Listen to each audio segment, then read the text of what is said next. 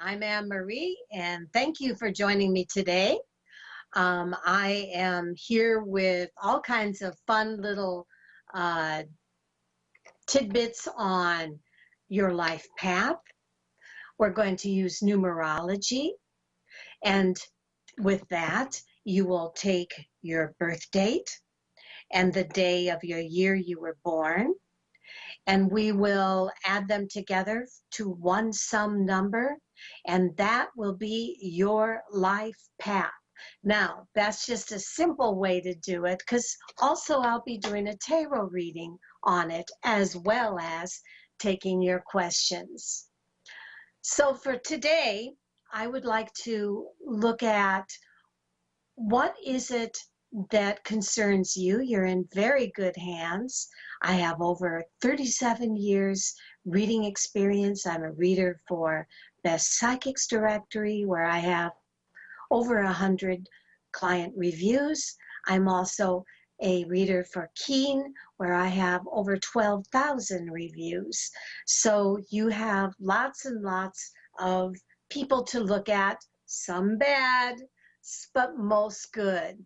I find that the ones that get irked with me most are the ones that call me to have me tell them what they want to hear. And when that happens, then I find that if I don't give the right answer, some people get very angry. Some people say thank you. And most call me back and say, hey, I am really sorry I left you that bad review. You were right. So with that, I am seeing that my mouth is going at a different level than my video here. So I may have a little bit of a blank while I have Bill bring me back in, instead of having my mouth go at the wrong time that my lips are moving. But let me look at what comes in first as far as the people that may be in the room. And we have Tina from Pennsylvania. We have Renee from Pennsylvania. And please remember that you can in quick your questions.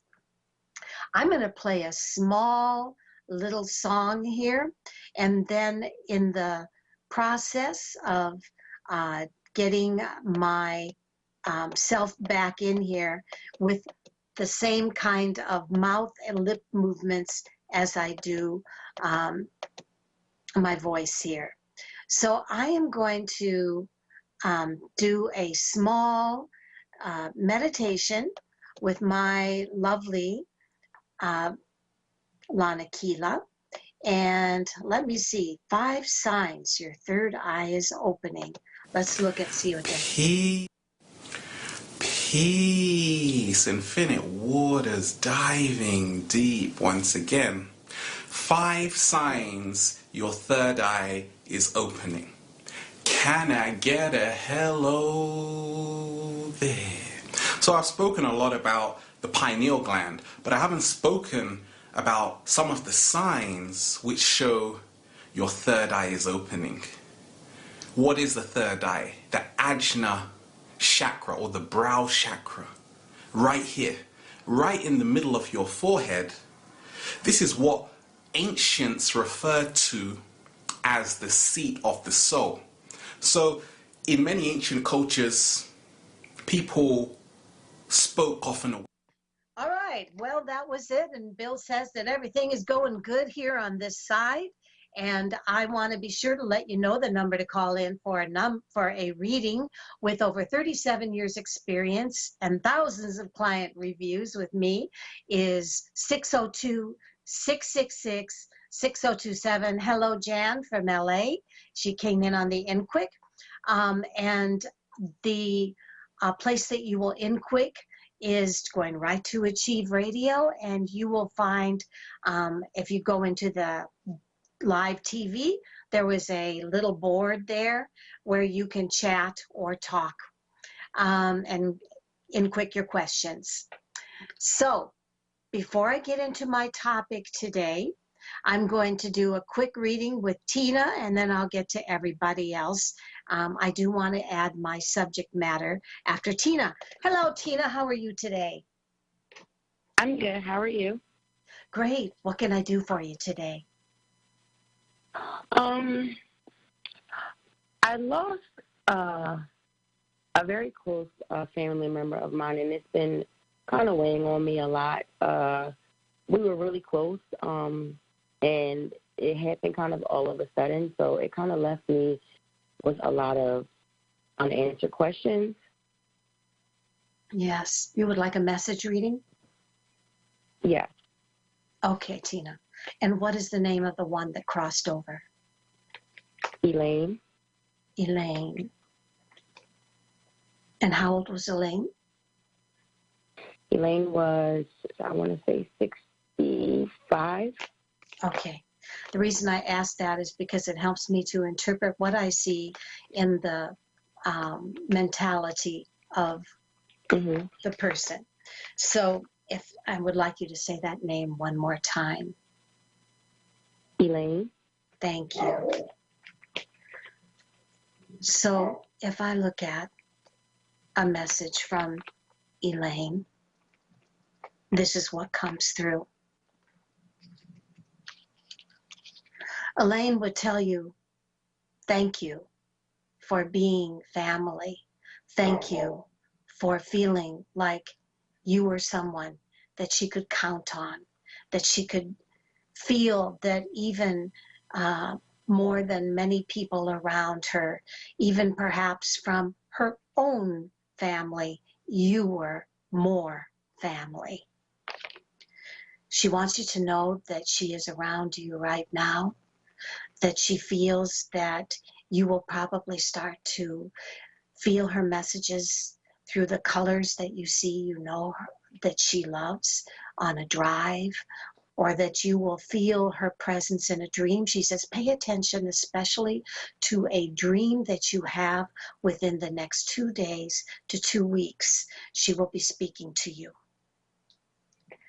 Her reading says, and I'm not sure what this is about, justice comes up, and I'm not sure whether that means that she thanks you for treating her more fairly and being more a part of who she is and than anybody else, or whether it means that she wishes that she had more to offer you in a gift or in a money sum or something that would offer you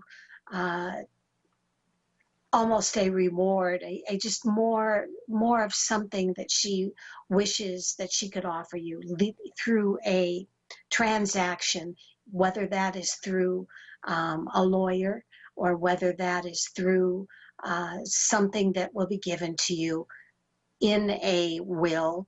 It seems that you are part of her thoughts as she was finishing her business, taking care of things. Her reading says that she thanks you for coming back to her. And I'm not sure what that means other than she feels that if there was anybody that she transformed her relationship with, that adapted to her, that was able to deal with all of her changes, and she knows that she dealt with all of yours.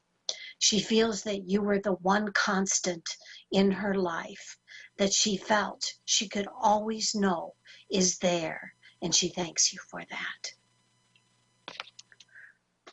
Her reading also says that she's sorry about any promises that she made to you that she didn't keep.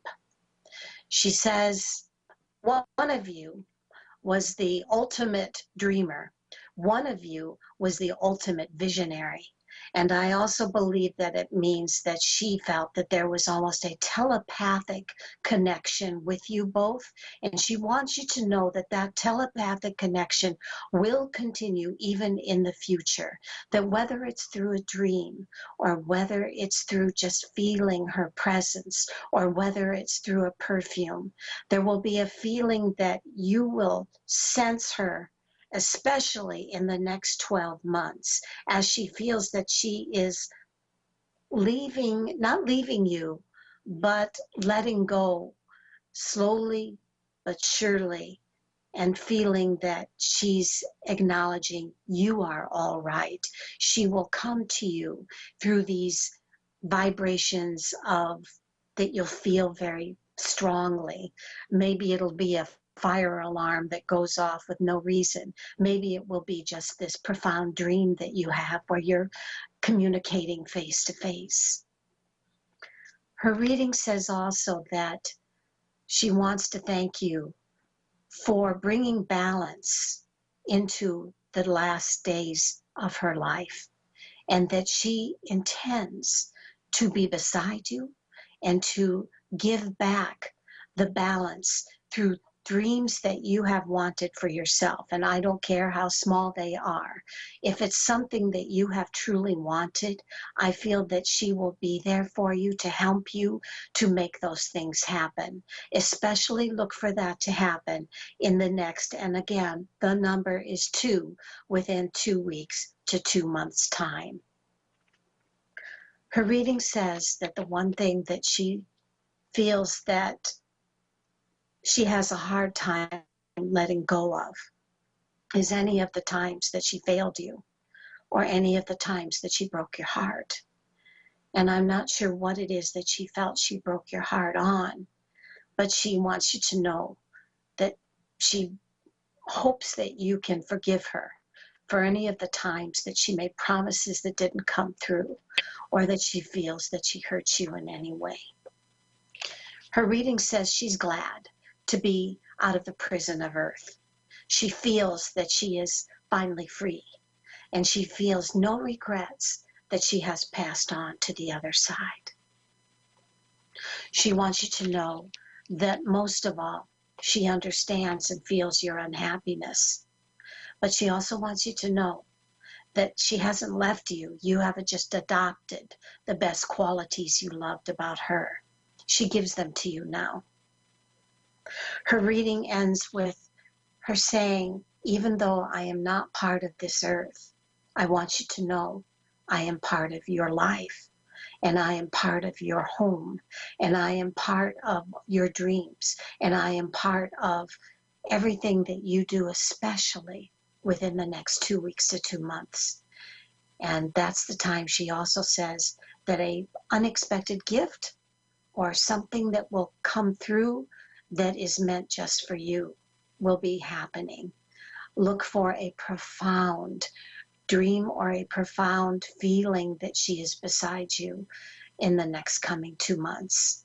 And don't be surprised if you have unexpected electrical appliances or things like that going off, because it says, I'm coming back. So that says to me, those are her little ways of letting you know that she hasn't gone anywhere. And that's what I have. Okay? Thank you so much. I really appreciate that. You're welcome. Bye-bye. Bye-bye.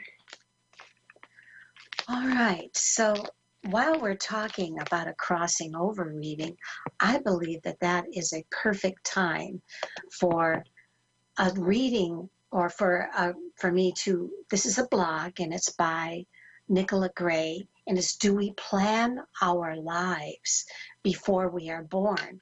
And this fits in so perfectly with Elaine and the crossed over aspect of being reborn. And it says the theory that we plan our lives was something I had never heard of before 2011. Up until that point, I could have not imagined such a thing, even after hearing about it 3 years ago. It took me quite a long time to let this concept into my mind. How I stumbled upon it wasn't even through my avid research of the afterlife and reincarnation. It came to me through a vision I had. Before the vision, I believed in reincarnation. The idea of it had always fascinated me, and I felt strongly that I did have past lives. I just didn't know what those lives entailed. After 3 years of intense research and listening to many people from all different backgrounds and beliefs speak about it from all around the world, I knew it was something that needed to be shared and discussed. Many people feel that reincarnation can't exist because they don't remember their past. And my answer to the world is we do remember. We don't have the details, but we have certain key hints as to who we are, the type of music we like, the people we are most attracted to, the types of food we like, the clothing we wear, certain periods of history that we identify with and fascinate us. These are indications that we have been in this time before. And so our present incarnation reflects on our past lifetime and is a composite of all the fruits of what we were before. So through my research, the cycle of life to death to rebirth has been pretty much the same from all the sources I studied. And let me tell you, there were many. It all starts with pre-birth plan. You establish this plan with a council. Some people call this council the elders or the wise ones. Pretty much they are the old beings who know their stuff, so to speak. You meet with them along with your spirit guides. You discuss the life ahead of you and are given the choice of a few different lives to pick from in the current time before you are incarnating into.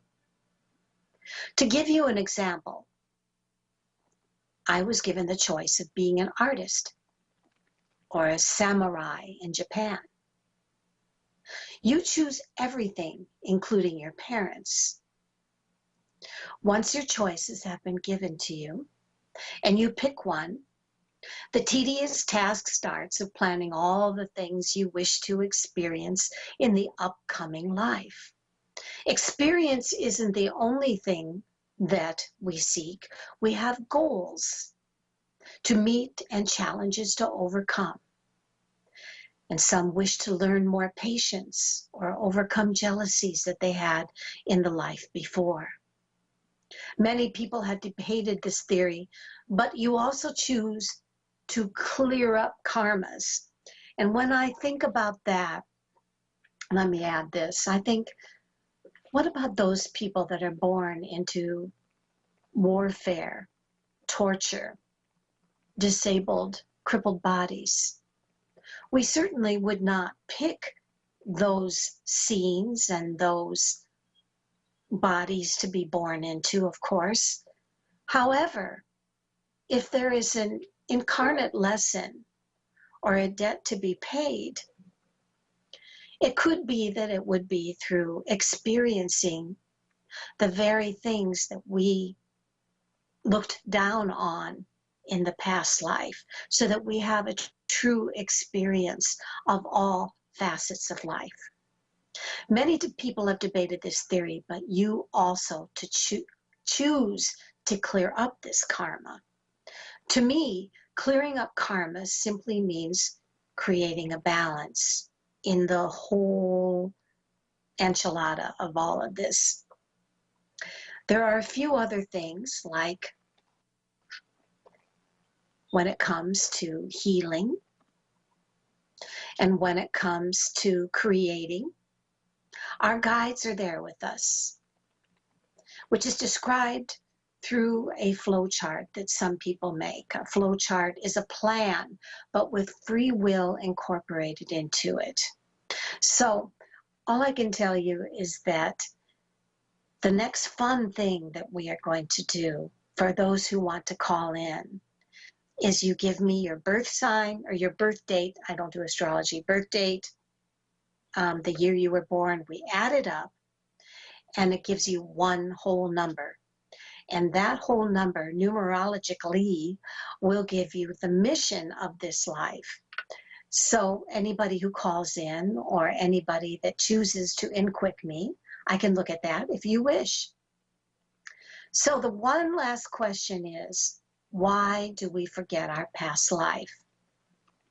You close your eyes to the past in order to reopen them to a new existence. You can get more expansion by forgetting. Forgetting is an integral part of the cycle of past life. It's how we truly get to know ourselves and fully live the current life we are living. So those who haven't fully awakened to their abilities, please understand that that is part of this journey in your life. And if there's any problems you have, please do call me and I will do a reading on them. All right. So we have Renee from Pennsylvania. Hello, Renee. How are you today? Hi, Anne-Marie. I'm doing well. How have you been? I've been doing fine. Would you like to give me your birth date and see if we can? Yes, and see if you can help me also with the karma, because that's some of my physical issues, and I'd certainly like to clear it so I can get out back in the world. Well, please understand, as a psychic, I cannot help you clear up your problems of healing. Understand that that is something that is your journey, and you know that I'm just a psychic, right? I can help you. I know when. So for me to give you... Yeah, I understand. Okay, so let's look at, I'm putting up my little calculator, and that's going to give you your life mission, and then I'll look at a little past life reading for you, okay? Okay, 8/22/48. Okay, wait a minute. Hold on here. Okay, just a second. So if I look at my trusty calculator, oh, that's not my calculator. That's my calendar. Calculator. Where's my bifocals? So we have 8 plus what? 22.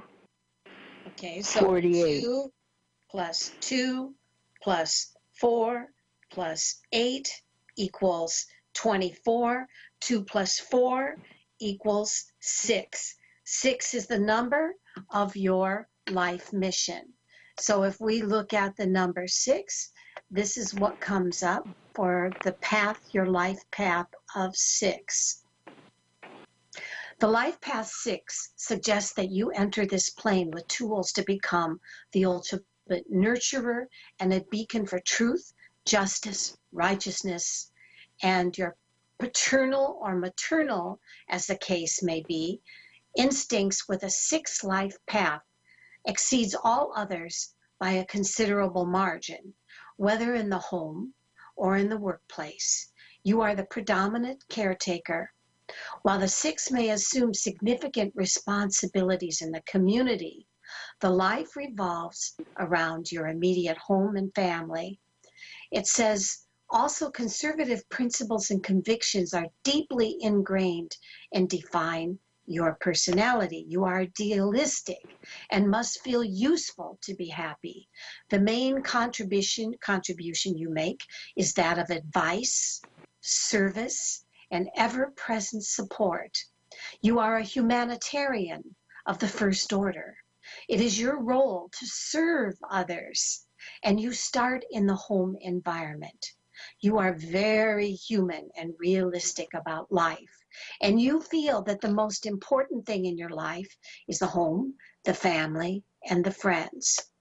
6 is the also loyal and devoted. A caretaker type, you are apt to attract partners who are somewhat weaker and more needy than yourself, and someone you can care for and protect. It's likely you feel compelled to function with strength and compassion. You are sympathetic and kind and generous with personal and material resources.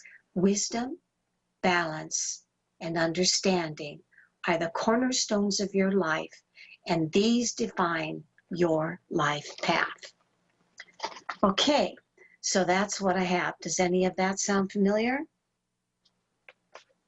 Some. Okay, well, that was the number 6 for numerology. So you wanted to know, what was it that in your past life? It's my neck, my spinal cord, and swollen legs and feet. It seems to be karmic. Well, what I'm going to look at really quickly is a past life reading, and please know this is of course a tarot past life reading, and looking at what comes through in your past life. Okay, so here's what comes up, and I never promise to be kiss your ass, okay? This is what it says. One of the things that you were in your past life was somebody that was constantly jailed.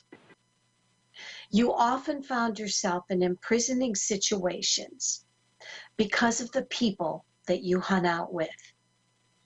At times, you were given the chance to have a more, how do I want to say, a more logical and perhaps even ethical life, but you found yourself often finding yourself, because of the people that you hung out with, having more fun and being able to, and not even being able to, but finding yourself always stuck either back in prison or back in situations where you became the victim of your choices.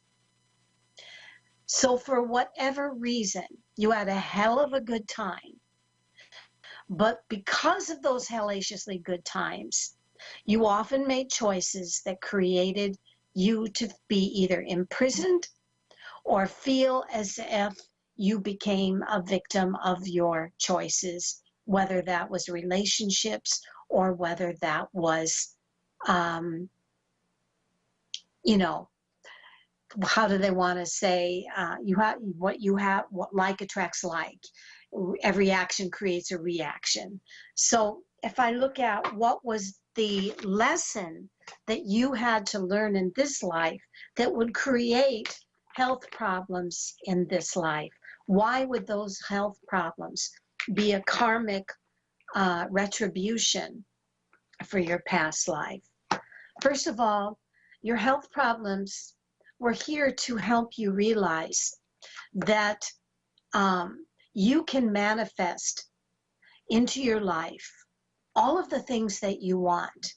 But first of all, you have to have faith. And if you believe within yourself that you can clean up your act and your health and your actions in this life, which would go with number 6, which says, in retribution, you are a nurturer instead of a go for the moment fun person. Now you are the person that you may have had to hurt in your past life. Now you are the person that has to perhaps take the blunt of what perhaps you didn't consider in your past life. The other thing it says is you may have health problems, but that means that the good days are things that you have gratitude for more than you would have ever had before. It also says that it opens your mind to the fact that health problems are something that makes you expand into spirit, into holistic ways, into the ability to be able to reach out to people of all different walks of life. And it's not just about narrowing your life to, damn, I feel good, I'm going to just boogie my way through a great day. Now you are having to kind of detach from the days of your pain, to learn to reach out to spirit more, to be more humble through the health problems. And in the long run, it helps you to realize that to be the lesson of this life is to walk your talk, make better choices, and to reach out to spirit and to holistic ways to be able to cure your health and to have more gratitude for the good days.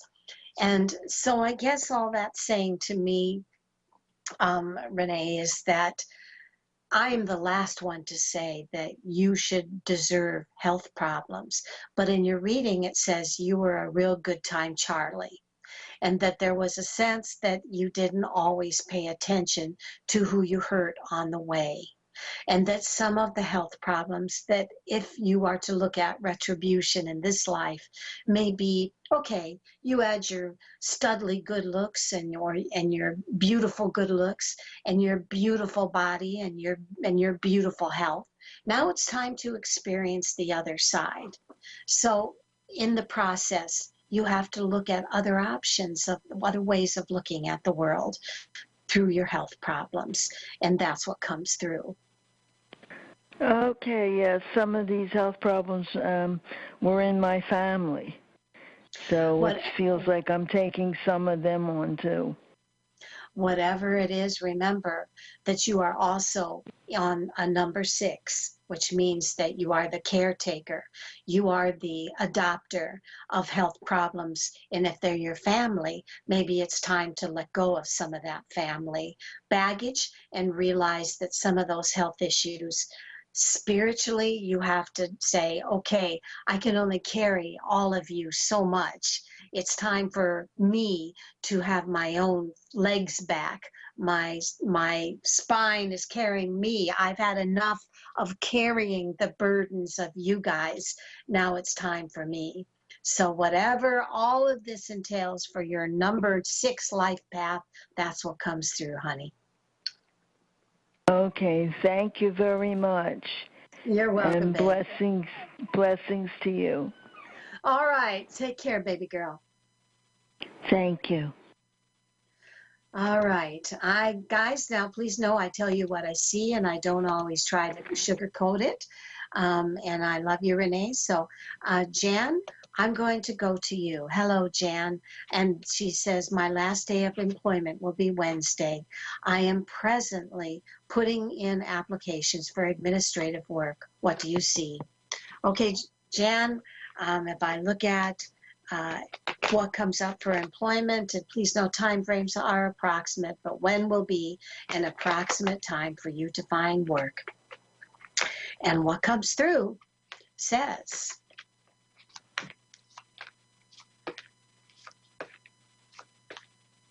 well, I have 2 jobs coming, but they're not coming until autumn. And so it is my hope that you have unemployment or that you have some income to lean on.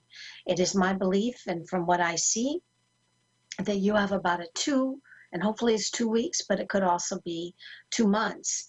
And I'm shown then you even get a choice of 2 different jobs. So that's what I see, Jan. If I look at your life path reading today, and since I don't have your birth date, I will look at why is it that this time in your life you are facing the problems that you are, and also the blessings that you are. And it says 3 things come up. Stop doubting that you cannot accomplish and eventually achieve the success you want. Every day, practice your ability to reach your desired goals and detach completely on how it's going to happen and just allow it to happen. I believe this is a good journey for you, and that's what I see. So take care, Jan, and I see work for you within the next coming 2 or 3 months. All right, Mr. Bill, if you want, I would like you to play that video for me, please. And this is a fun video. It is by a group of intellectual speakers, and this is from the TED speakers. I forget how that went. It's basically all about, are we a higher IQ than our grandfathers? And it explains, yes, we are. And that even if we look back, some of our grandfathers never had to do the abstract thinking and the problem solving that we in this civilization have to do. And this speaker explains much more thoroughly that. So I'm going to have Bill play that for me, if you will.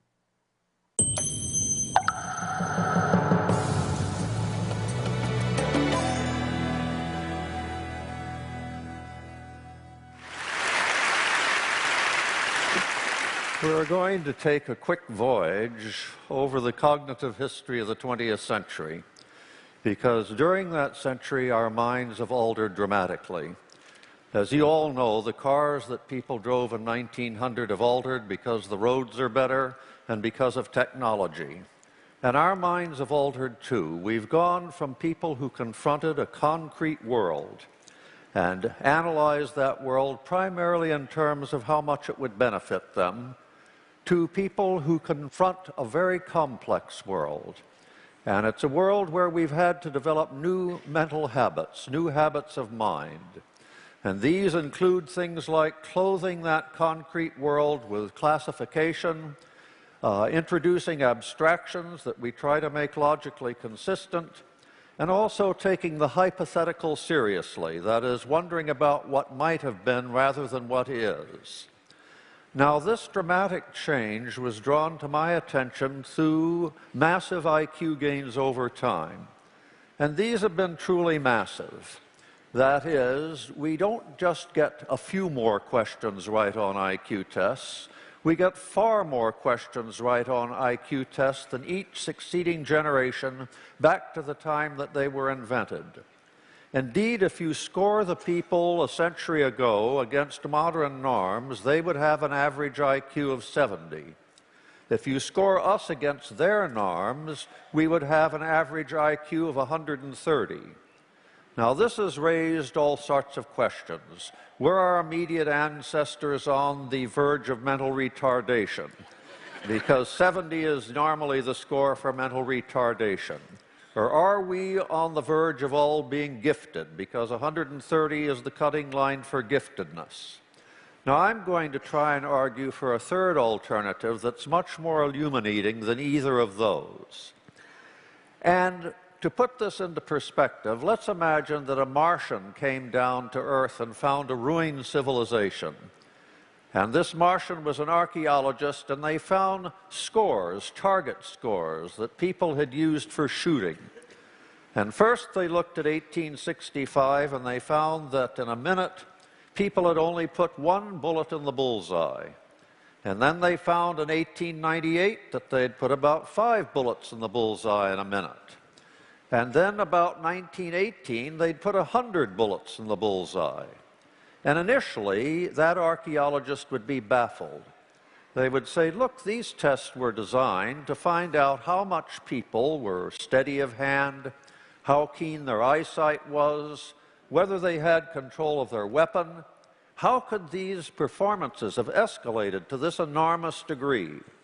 Well, we now know, of course, the answer. If that Martian looked at battlefields, they would find that people had only muskets at the time of the Civil War, and that they had repeating rifles at the time of the Spanish-American War, and then they had machine guns by the time of World War I. And in other words, it was the equipment that was in the hands of the average soldier that was responsible, not greater keenness of eye or steadiness of hand. Now, what we have to imagine is the mental artillery that we have picked up over those 100 years. And I think, again, that another thinker will help us here, and that's Luria. Luria looked at people just before they entered the scientific age, and he found that these people were resistant to classifying the concrete world. They wanted to break it up into little bits that they could use. He found that they were resistant to deducing the hypothetical, to speculating about what might be. And he found finally that they didn't deal well with abstractions or using logic on those abstractions. Now let me give you a sample of some of his interviews. He talked to the head man of a person in rural Russia. They'd only had, as people had in 1900, about 4 years of schooling. And he asked that particular person, "What do crows and fish have in common?" And the fellow said, "Absolutely nothing. You know, I can eat a fish, I can't eat a crow. A crow can peck at a fish can't do anything to a crow." And the Luria said, "But aren't they both animals?" And he said, "Of course not. One's a fish, you know, the other is a bird."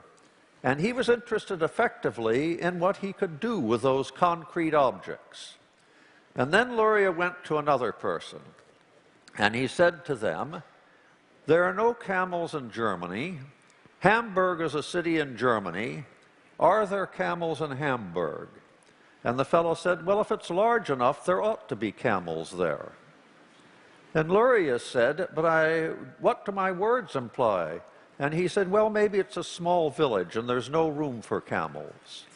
In other words, he was unwilling to treat this as anything but a concrete problem. And he was used to camels being in villages, and he was quite unable to use the hypothetical, to ask himself, what if there were no camels in Germany?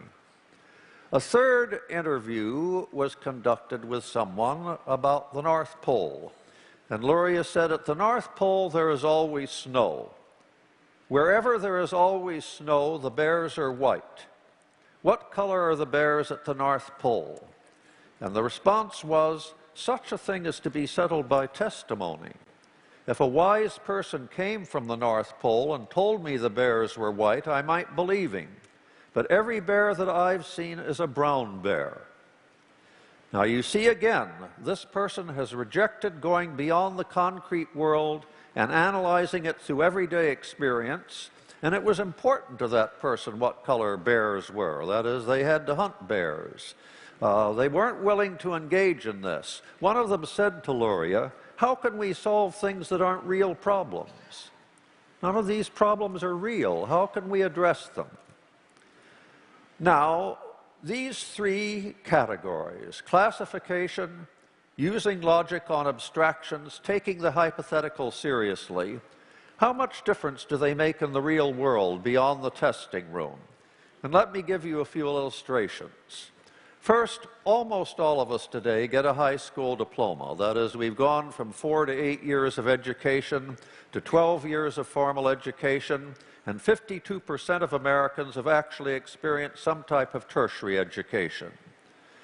Now, not only do we have much more education, and much of that education is scientific, and you can't do science without classifying the world.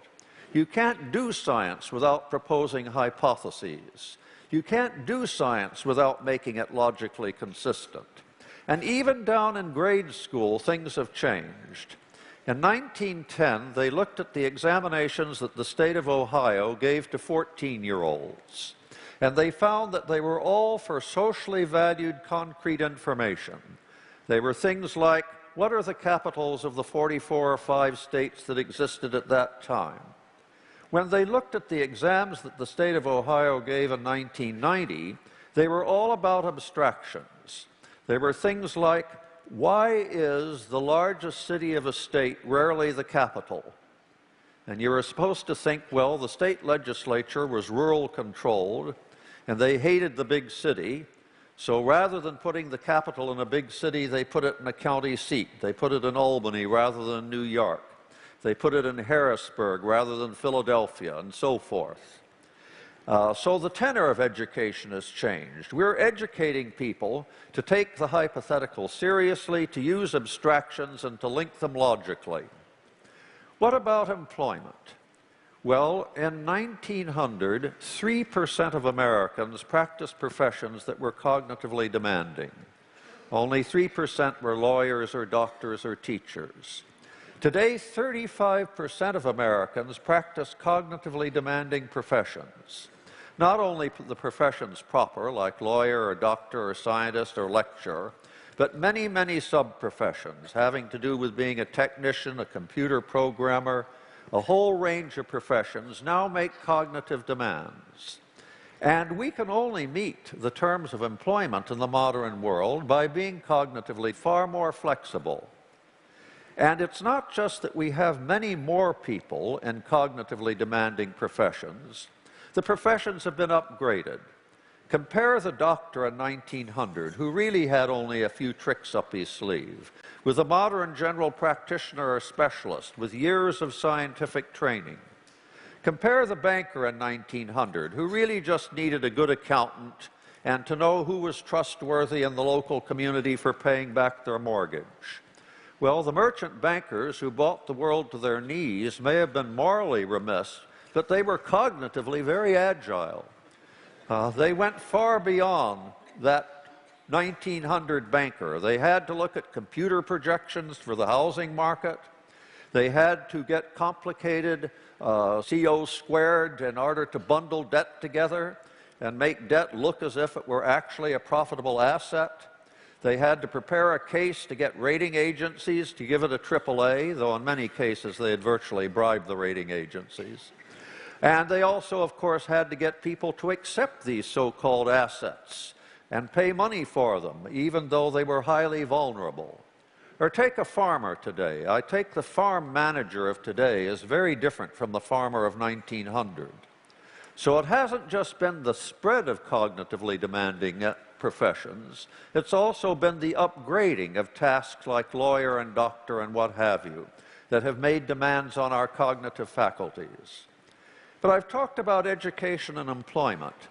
Some of the habits of mind that we have developed over the 20th century have paid off in unexpected areas. I'm primarily a moral philosopher. I merely have a holiday in psychology, and what interests me in general is moral debate. Now, over the last century, in developed nations like America, moral debate has escalated because we take the hypothetical seriously. And we also take universals seriously and look for logical connections. When I came home in 1955 from university at the time of Martin Luther King, a lot of people came home at that time and started having arguments with their parents and grandparents. My father was born in 1885. And he was mildly racially biased. As an Irishman, he hated the English so much he didn't have much emotion for anyone else. But he did have a sense that black people were inferior. And when we said to our parents and grandparents, how would you feel if tomorrow morning you woke up black? They said, that is the dumbest thing you've ever said. Who have you ever known who woke up in the morning that turned black? In other words, they were fixed in the concrete mores and attitudes they had inherited. They would not take the hypothetical seriously. And without the hypothetical, it's very difficult to get moral argument off the ground. You have to say, you know, imagine you were in Iran, and imagine that your relatives all suffered from collateral damage, even though they had done no wrong. How would you feel about that? And if someone of the older generation says, well, our government takes care of us and it's up to their government to take care of them, they're just not willing to take the hypothetical seriously. Or take an Islamic father. Daughter has been raped and he feels he's honor-bound to kill her. Well, he's treating his mores as if they were sticks and stones and rocks that he had inherited, and they're unmovable in any way by logic. They're just inherited mores. Today we would say something like, well, imagine you were knocked unconscious and sodomized. Would you deserve to be killed? And he would say, well, that's not in the Quran. You know, that's not one of the principles I've got. Well, you today universalize your principles. You state them as abstractions and you use logic on them. If you have a principle such as people shouldn't suffer unless they're guilty of something, then to exclude black people, you've got to make exceptions, don't you? You have to say, well, blackness of skin, you couldn't suffer just for that. It must be that blacks are somehow tainted. And then we can bring empirical evidence to bear, can't we? And say, well, how can you consider all blacks tainted when St. Augustine was black and Thomas Sowell is black? And you can get moral argument off the ground then, because you're not treating moral principles as concrete entities. You're treating them as universals to be rendered consistent by logic. Now, how did all of this arise out of IQ tests? That's what initially got me going on cognitive history.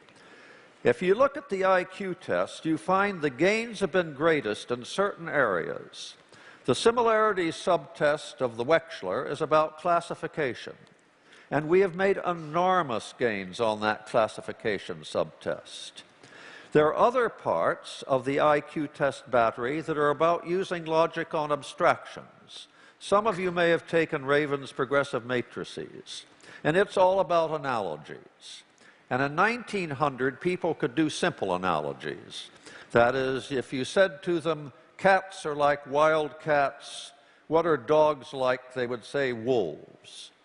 But by 1960, people could attack ravens on a much more sophisticated level. If you said, we've got two squares followed by a triangle, what follows two circles? They could say a semicircle. Just as a triangle is half of a square, a semicircle is half of a circle. By 2010, college graduates, if you said two circles followed by a semicircle, two 16s followed by what? They would say 8, because 8 is half of 16. That is, they had moved so far from the concrete world that they could even ignore the appearance of the symbols that were involved in the question. Now, I should say one thing that's very disheartening. We haven't made progress on all fronts. One of the ways in which we would like to deal with the sophistication of the modern world is through politics. And sadly, you can have humane moral principles, you can classify, you can use logic on abstractions. And if you're ignorant of history and of other countries, you can't do politics. We've noticed a trend among young Americans that they read less history and less literature and less material about foreign lands. And they're essentially ahistorical. They live in the bubble of the present. They don't know the Korean War from the war in Vietnam. They don't know who was an ally of America in World War II. Think how different America would be if every American knew that this is the 5th time Western armies have gone to Afghanistan to put its house in order. And if they had some idea of exactly what had happened on those 4 previous occasions. And that is, they had barely left and there wasn't a trace in the sand. Or imagine how different things would be if most Americans knew that we had been lied into 4 of our last 6 wars. You know, the Spanish didn't sink the battleship Maine. The Lusitania was not an innocent vessel but was loaded with munitions. The North Vietnamese did not attack the 7th Fleet. And of course, Saddam Hussein hated al-Qaeda and yet had nothing to do with it. And yet the administration convinced 45% of the people that they were brothers in arms when he would hang one from the nearest lamppost. But I don't want to end on a pessimistic note. The 20th century has shown enormous cognitive reserves in ordinary people that we have now realized. And the aristocracy was convinced that the average person couldn't make it, that they could never share their mindset or their cognitive abilities. Lord Curzon once said he saw people bathing in the North Sea, and he said, "Why did no one tell me what white bodies the lower orders have?" As if they were a reptile. Well, Dickens was right and he was wrong. Dickens said, "The Colonel's lady and Judy O'Grady are sisters underneath the skin."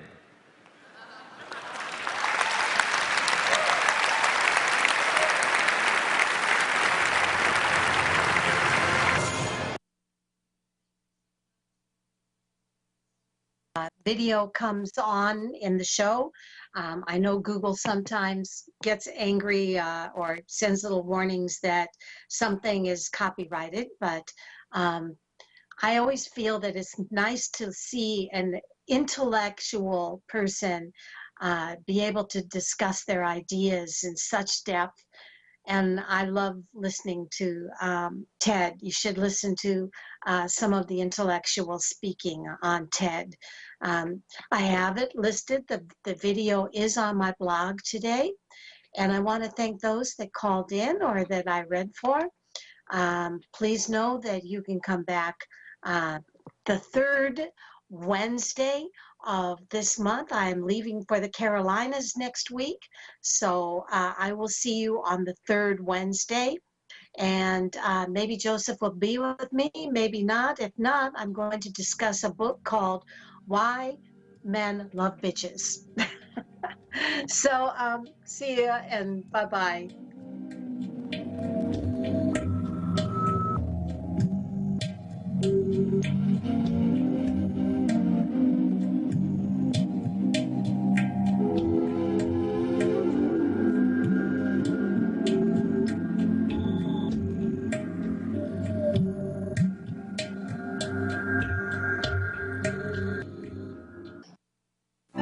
Looking for answers to life's difficult questions? Are you looking for a way to heal?